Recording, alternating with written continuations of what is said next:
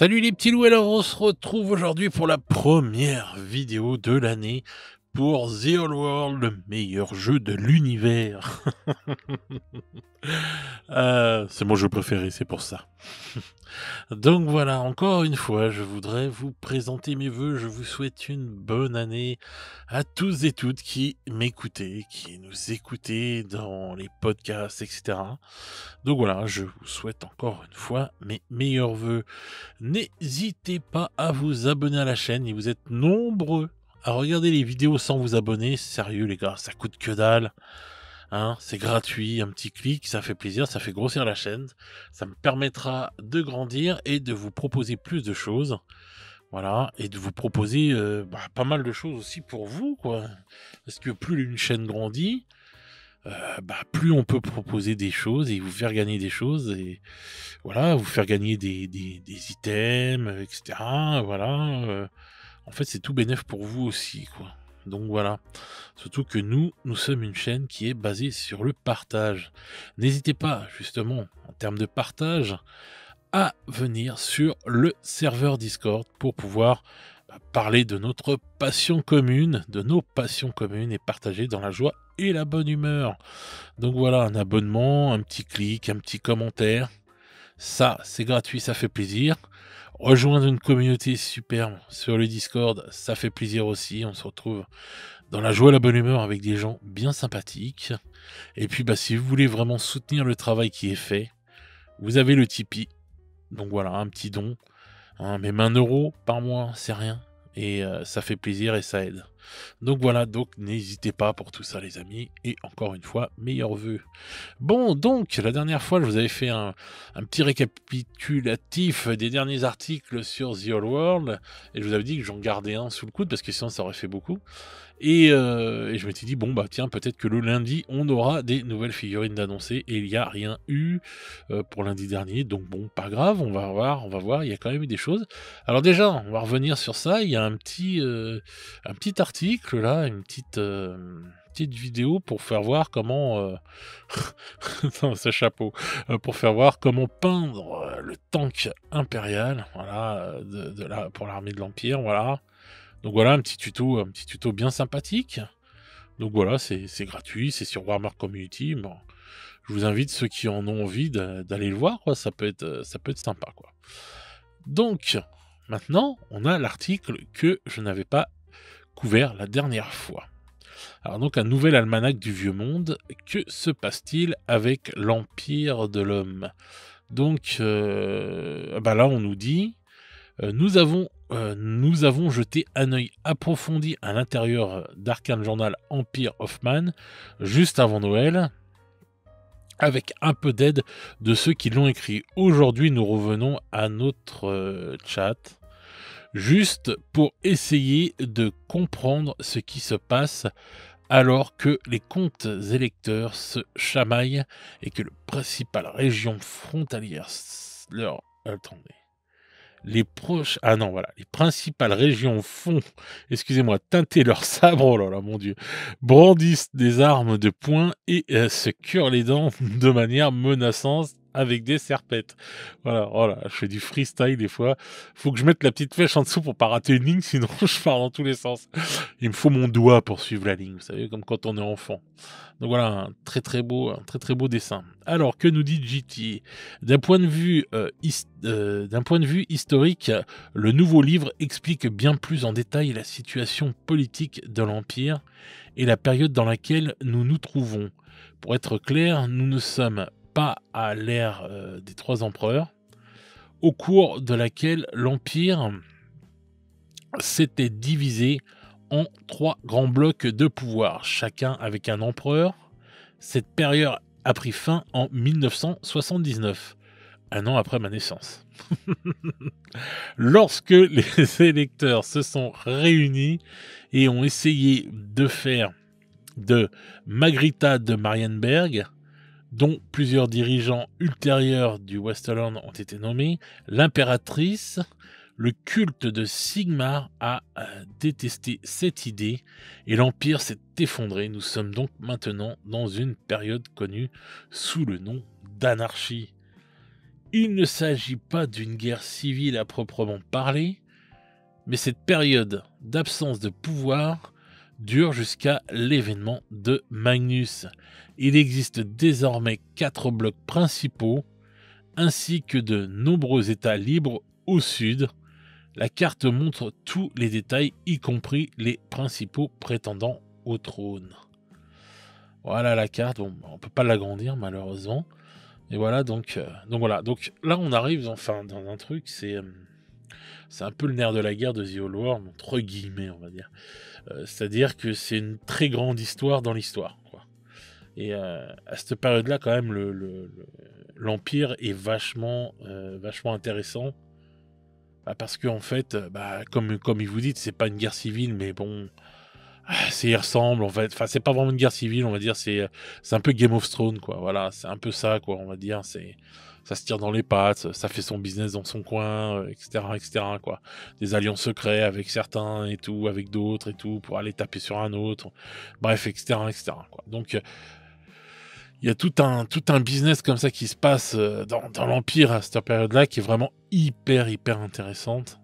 Et du coup, bon, en fait, c'est pour ça que je disais dans la dernière vidéo que, bon, comment dire, les armées ne devraient pas se ressembler toutes les unes aux autres. Et puis, je sais pas, enfin, faire une armée de l'Empire, ça peut être vraiment intéressant parce que selon la région où vous allez faire, enfin, vous allez avoir des couleurs, bien sûr, d'uniformes différents et tout. Mais il va y avoir, en fait, une attache particulière parce qu'il va se passer des choses. Donc, il y a une histoire en fait. Quand vous faites une armée de l'Empire, si vous y allez à fond et que vous y allez en mode narratif, c'est pas juste peindre des uniformes et dire bon bah tiens, j'ai fait une armée de telle contrée, de telle région et tout. Bon voilà, les peindre comme ça, non. Faut aller plus profond.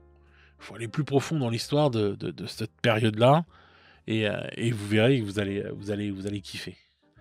Alors Dany, les alliances, ouais, ah bah voilà, ça y est, les alliances changent si régulièrement et les frontières bougent si souvent qu'il est parfois difficile pour les gens ordinaires de savoir qui sont leurs dirigeants et où ils vivent. Ça c'est une dinguerie. Donc GT, pour ceux qui sont à l'extérieur, tout semble complètement désordonné, mais à l'intérieur, la vie continue et si vous y mettez suffisamment de force, l'Empire se ressaisira et luttera contre les menaces plus grandes. Rob. Et aucun de ces États ne souhaite se retrouver dans cette situation. Ils appellent tous l'Empire, c'est juste qu'ils ont tous sentiment qu'ils devraient être aux commandes. Voilà. Donc, vous vous retrouvez avec de bordel dans la région, quoi, entre eux et tout, etc. Et puis bon, vous avez autour les autres qui voient ça, du coup ils attaquent. Donc vous allez avoir les orques qui vont attaquer, vous allez avoir les hommes bêtes, vous allez avoir plein de choses comme ça. Vous avez surtout le chaos qui vient et qui se déverse et tout pour venir piller, etc. Donc vous avez plein de choses comme ça qui peuvent tomber sur la gueule de l'Empire en plus de leur guerre intestine, quoi, pour le pouvoir. Ouais, cette image est trop marrante, quoi. Tout le monde derrière le canon et tout. Allez, vas-y, la barricade. Dany, le scénario inclus dans le journal des Arcanes se concentre sur Nuln et sur la façon dont elle est en mesure d'ignorer toutes ces absurdités. Elle doit gérer une menace et s'occupera de la politique plus tard. Des cargaisons d'armes disparaissent. Ah ouais, d'accord. À Talabekland. Et après une enquête, on découvre que les coupables sont les hommes bêtes. Voilà ce que je vous disais. Ce qui se termine par une grande bataille dans les bois. Voilà, donc t'as les hommes bêtes qui viennent piquer des armes. C'est marrant quand même. une chèvre humaine qui vient piquer des armes et tout. Bref, GT, on pourrait le décrire comme un conte du vieux monde. Certaines de ces histoires dans les journaux arcaniques mèneront à des choses plus importantes en lien avec l'histoire plus vaste que nous essayons de raconter. D'autres sont naturellement plus autonomes, et c'est l'une d'entre elles si nous décidons de revenir sur Nuln Nous pourrons l'utiliser comme point de départ et ce sera quelque chose que les joueurs pourront approfondir par eux-mêmes. Voilà, donc c'est ce que je vous disais. Il faut aller chercher par soi-même et vous verrez en fait qu'il y a beaucoup de choses à aller quérir autour sur Internet, à droite, à gauche, en lisant des livres de jeux de rôle, etc. Et que, bah, je vous jure, c'est hyper intéressant. Voilà, j'aimerais trop qu'ils sortent plus de livres, même je sais pas, des romans ou des trucs comme ça, parce qu'il y a tellement de choses à raconter sur cette période-là, c'est hyper intéressant, quoi, en fait, le vieux monde.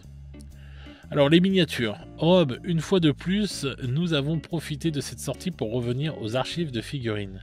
Les ogres impériaux ont été présentés pour la première fois dans le numéro 122 du White Dwarf en février 90. Ce sont les modèles classiques d'Ali qui illustrent magnifiquement la nature cosmopolite des villes de l'Empire. JT, on peut avoir ces figurines comme l'origine de tant d'idées qui sont venues par la suite. Voilà. Alors ça, il y en a beaucoup qui ont critiqué parce qu'ils les avaient ressortis. Parce que bon, bah voilà, c'est des figurines qui datent de 90, donc beaucoup voilà, vont dire ouais putain c'est pas à la hauteur et tout, mais moi je les trouve géniales ces figurines là, je trouve que c'est des figurines super classe. C'est une autre culture, elles sont pas dégueulasses, elles viennent d'une autre époque quoi, c'est tout. Et moi je trouve ça cool quoi. Donc voilà, sans doute, bah oui, c'est vrai qu'on ferait une sculpture maintenant, elle serait bien plus, peut-être, ouais, bien plus jolie, mais ça enlève pas que celles-là sont jolies quand même. Je sais pas comment dire, en fait, elles sont classe, les autres, elles seraient plus modernes, quoi, et plus peut-être fines, ou je sais pas quoi, mais moi je trouve qu'elles ont encore de la gueule, et je trouve ça sympa, et puis ça raconte une histoire, et puis c'est bien aussi de garder aussi des racines, quoi, quand on dit que bon, on va dire ouais que c'est juste par argent, pour pas avoir à se faire chier et tout, ou quoi que ce soit. Peut-être, mais bon, en tout cas, c'est toujours bien d'avoir des trucs anciens, je trouve ça assez cool. C'est une patte, c'est comme les trolls, les trucs comme ça, je les trouve juste géniaux et magnifiques, donc voilà, je trouve que c'est encore bien d'avoir des figurines anciennes qui racontent une histoire. Donc voilà. Ces ogres vivent, oui voilà, Dan, pardon. Ces ogres vivent dans des villes humaines. Ils font partie intégrante de l'Empire. Ils ont adopté les uniformes et héraldiques. Et même s'ils peuvent pas se procurer de vêtements en magasin, ils sont toujours partie intégrante de l'armée. Je sais pas pourquoi il dit ça, mais bon, bref. JT, où qu'ils aillent dans le monde, les ogres sont par nature aventureux et s'approprient des éléments de la culture partout où ils s'installent. Rob, nous voulions faire revenir les anciens grands maîtres. Ah oui, ça c'est pour autre chose. Donc bon, on va finir sur les ogres. Bon, voilà, vous voyez, on en apprend un peu plus sur les ogres, c'est hyper intéressant. Alors, rien que ça mériterait d'être plus poussé et d'en savoir plus sur les ogres, ça peut être hyper intéressant, je trouve. Voilà, de voir comment ils sont, parce que dans la mythologie, entre guillemets, l'ogre, on le voit comme un mangeur d'enfants, etc., quoi. Et là, donc, tu vois qu'en fin de compte, ils arrivent un peu partout, ils vivent comme les gens sur place. Voilà, bon, ils s'habillent et tout ça, comme ça, avec les vêtements, les héraldiques et tout de l'armée où ils sont. Voilà, je trouve que ce serait super intéressant. Pas un livre de 300 pages peut-être, mais un bon petit bouquin là, et tout, qui raconterait l'histoire des ogres et tout. Je trouve ça intéressant. Je pense qu'on doit pouvoir en avoir en allant fouiller du côté du jeu de rôle. Je vais faire ça et tout, et je vous en parlerai de toute façon dans une prochaine vidéo. Rob, donc, nous voulions faire revenir les anciens grands maîtres pour la même raison, mais nous avons pris soin de ne pas ramener des figurines nommées de l'époque de Karl Franz. Comme ces figurines de grands maîtres n'ont jamais été nommées, nous pouvons les utiliser comme n'importe quel grand maître de chapitre de cette période. Danny, les anciens personnages de l'Empire sont assez emblématiques et les gens reconnaîtraient immédiatement certains d'entre eux si nous remettions leurs figurines au goût du jour. Warhammer The Old World est l'occasion pour de nouveaux personnages spéciaux de prendre le devant de la scène. Oui, surtout que c'est pas la même époque. JT, nous avons fait un gros travail pour que les figurines de l'Empire soient reconnaissables par tout le monde. mais adapté à l'époque. Nous avons supprimé les symboles de Karl Franz des kits en plastique, comme l'hôtel de guerre, les troupes d'État et le général sur Griffon, bien que le corps de Karl soit toujours sur le cadre. Mais un modèle comme Kurt Elborg sera toujours Kurt Elborg. Donc, nous ne l'avons pas ramené. Voilà. Donc là, on a les grands maîtres de chaque confrérie, quoi. Les loups blancs, le temple solaire, là, et donc les chevaliers panthères, les trucs, les machins, enfin voilà, quoi. Les sorciers. JT. Il nous fallait des sorciers. L'Empire est défini par les collèges de magie depuis longtemps. Au moins depuis le début des années 90 dans Warhammer The Old World, la magie existe. Bien sûr, mais les systèmes d'éducation réglementés mis en place par un haut elfe particulier n'a pas encore été mis en place. Ces sorciers montrent à quoi ressemblait la magie avant cet apprentissage structuré. Cela nous a donné le sorcier de combat, l'élémentaliste et le nécromancien. Ce ne sont que quelques exemples de ce à quoi les sorciers pouvaient ressembler avant les collèges. Et il y a des indices sur les origines des collèges de magie. Vous pouvez voir certains traits, motifs et habitudes qui sont finalement repris et perpétués, mais ils sont nettement différents. Donc voilà. Donc on a les 3 magnifiques figurines de sorciers. On devrait même en avoir d'autres qui devraient arriver. Bon, moi je trouve juste sublime. Le Battle Wizard incarne le Warhammer traditionnel. Il a un côté noble impérial du Warhammer Quest original, ainsi que des échos de l'illustration originale de l'ancien supplément Warhammer Battle Magie. Bien sûr, on ne dit pas de qui est l'illustration. Danny, l'élémentaliste, a un gros morceau d'ambre dans son bâton. Oui, voilà, ici. Et il porte une fossile. 2 détails. Attendez, qu'est-ce qu'il me raconte? L'élémentaliste a un gros morceau d'ambre dans son bateau et il porte une fossile. C'est l'autre qui porte une fossile. C'est bizarre ça. 2 détails qui deviendront un jour emblématiques de certains collèges de magie. Bah, bien sûr, il y a des éléments d'ombre et de mort dans le nécromancien et une combinaison de magie lumineuse et céleste dans le sorcier de combat. Bref. Rob. Et c'est peut-être un peu cliché, mais un sorcier doit avoir un familier. C'est un petit plus de personnalité qui raconte l'histoire de la figurine. Voilà. Avec le crapaud qui fume la pipe, elle est juste géniale. Danny, dans des endroits comme Talabek, les sorciers en phase avec le monde naturel sont considérés comme des guérisseurs et des sages. Ceux qui bénissent les récoltes. Mais si vous allez au Reikland, où règne en maître le culte de Sigmar, et que vous prononcez une phrase étrange, vous pourriez vous retrouver au sommet d'un feu de joie. Les sorciers de combat sont acceptés au Middenland, car ils incarnent l'esprit d'Ulrich. L'acceptation de la magie dépend donc de l'endroit où vous vous trouvez dans l'Empire et du type de magie que vous utilisez. JT, les nécromanciens ne sont pas automatiquement considérés comme mauvais.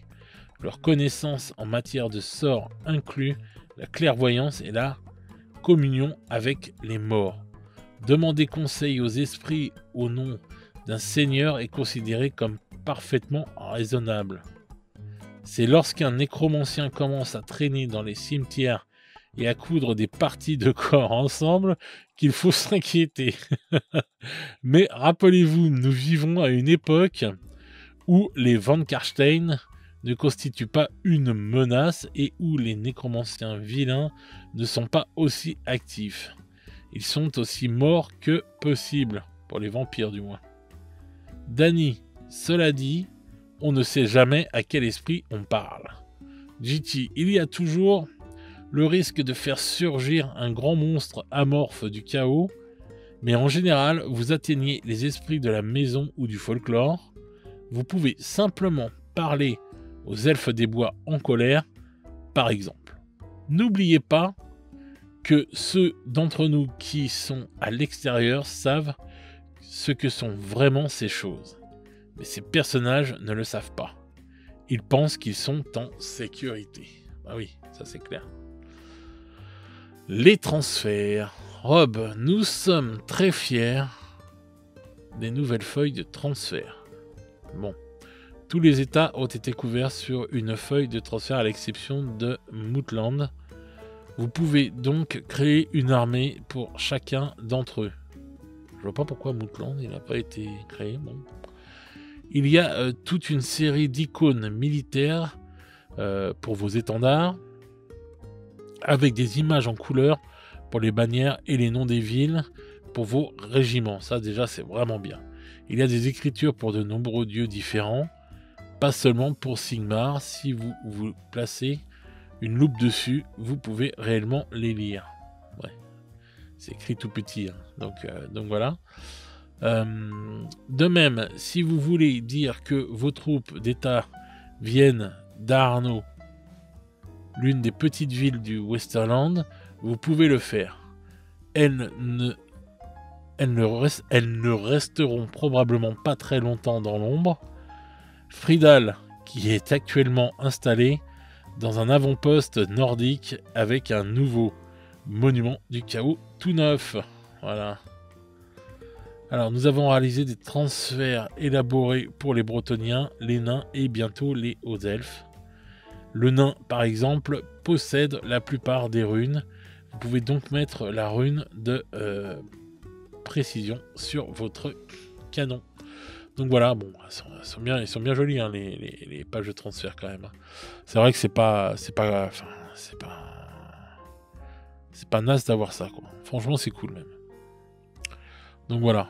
Maintenant, c'est dommage qu'ils aient pas fait, qu'ils aient tout regroupé. Enfin ouais, peut-être. Ouais, non, c'est normal. Mais bon, dans tous les cas de figure, ouais, c'est vraiment cool d'avoir fait ça, quoi. GT, les provinces dont vous vous souvenez, comme l'Ostland ou Auckland, existent toujours, même si elles ne sont pas représentées sur la carte. Elles font actuellement partie d'un ensemble plus vaste, mais leur couleur d'état existe toujours. Leurs électeurs est toujours présent. Voilà.